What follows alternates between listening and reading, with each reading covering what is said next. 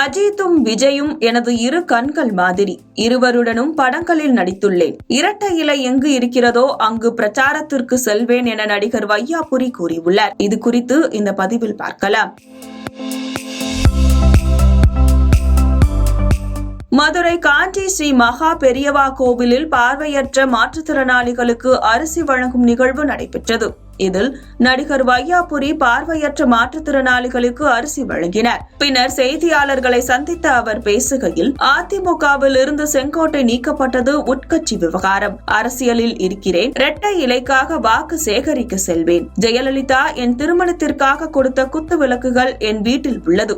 இரட்டை இலை எங்கு இருக்கிறதோ அங்கு வாக்கு சேகரிக்க செல்வேன். இதுவரை எந்தவித மாற்றமும் இன்றி இரட்டை இலைக்காக செயல்பட்டு வருகிறேன். அம்மா புரட்சி தலைவர் வழியில் பயணித்து வருகிறேன். நான் அரசியல்ல இருக்கேன்னா பிரச்சாரத்துக்கு போறேன், ஓட்டு கேட்டு போறேன். நான் இன்னைக்கு வரைக்கும் எப்ப புரட்சி தலைவி அம்மா அவர்களை என்னுடைய கல்யாணத்துக்காக 2 குத்து விளக்கு பரிசா கொடுத்தாங்க, அது என் வீட்டில் இன்னைக்கு வரைக்கும் ஒளி விளக்கா இருக்கு.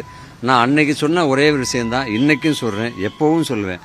ரெட்டலை எங்க இருக்கோ அங்க ஓட்டு கேட்டு போவேன். இது வரைக்கும் எங்கேயும் மாறினதில்லை, இதுக்கப்புறமும் மாறப்போறதில்லை. அம்மா புரட்சி தலைவர், இந்த மாதிரிதான் என்னுடைய கொள்கை. நடிகரை பார்ப்பதற்கு கூட்டம் வரத்தான் செய்யும். குழந்தைகள், கர்ப்பிணி பெண்கள் உள்ளிட்டோர் எனது பிரச்சாரத்திற்கு வர வேண்டாம் என விஜய் கூறி வருகிறார். ஆனால் அவரை பார்ப்பதற்காக வரும்போது இப்படி ஒரு அசம்பாவிதம் நிகழ்ந்து விட்டது. கரூர் நிகழ்விற்கு வருத்தம் தான் தெரிவிக்க முடியும், விளக்கம் தரும் தகுதி கிடையாது. அதுக்கு அழகாவத்தவங்க கூட ஒரு பேட்டி போட்டிருந்தாங்க. இது என்னன்னா, அந்த கூட்டங்கள் வந்ததுக்கு காரணம் ஒவ்வொருத்தர் தரப்புல ஒவ்வொரு விஷயங்கள் இருக்கு.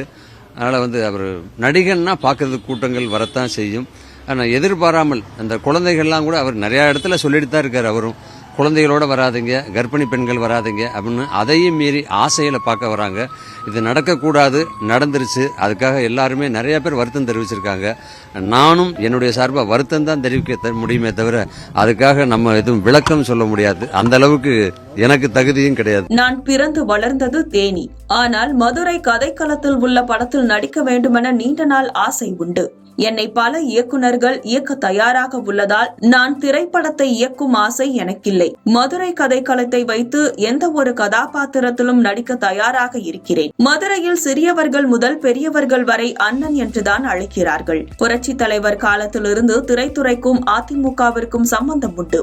நிறைய நடிகர்கள் அதிமுகவில் இருந்துள்ளனர். இரட்டை இலை மீதும் புரட்சி தலைவர் மீதும் நடிகர்களுக்கு எப்போதுமே பாசம் உள்ளது. பிறந்த ஊர் தேனி. மதுரை ஸ்லாங் நல்லாவே பேசுவேன்.